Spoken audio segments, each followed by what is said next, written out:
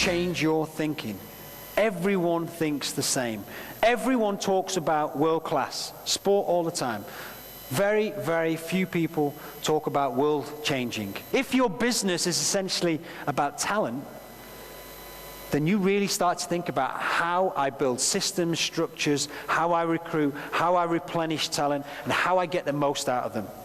Sometimes the disruptors, the best teams, recalibrate success when they're at the top.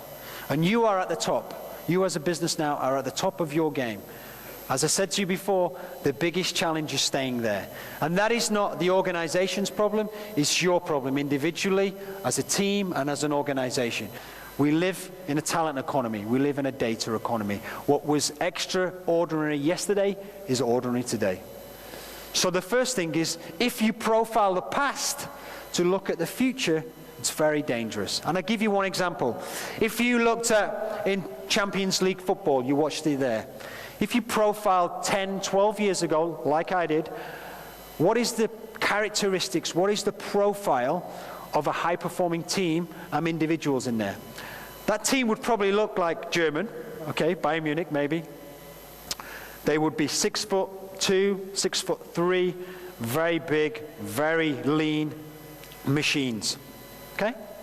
If you look at the last 5 to 7 years, in that same sport, in that same competition, the number one team, it's hard to argue, even for a man like me, would be FC Barcelona. Okay? Hard to argue. Success on every metric, the way they play, the way the team is, the success they've had on the pitch. Hard to argue.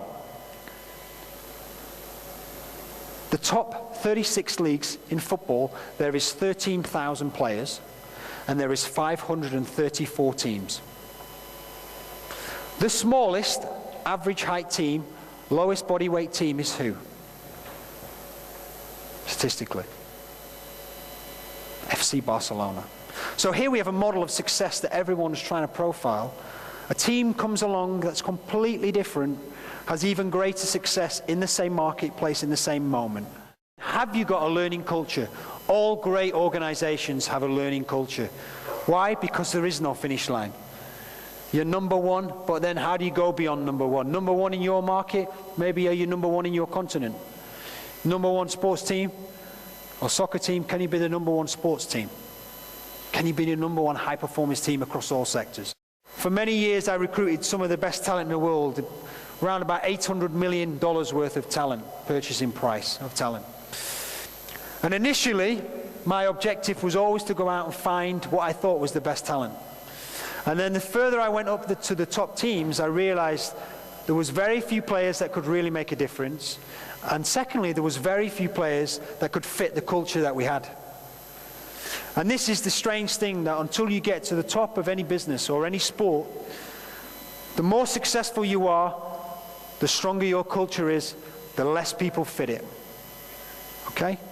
The stronger your team is, the stronger your culture will be, the less people will fit it. Go into any core business, go into any highly performing team, they do 4 or 5 things maximum better than anyone else. And they execute on that. Whether you are Frank Lampard taking free kicks, or LeBron James taking baskets, or Eli Manning or Tom Brady throwing touchdowns, they do very, very simple things and they execute very, very well. So when you're building your teams, when you're building your qualities as an individual, focus on them 5 things. Trustworthy? Do I energize people? Have I got energy? Do I have an edge to what I do? And do I execute?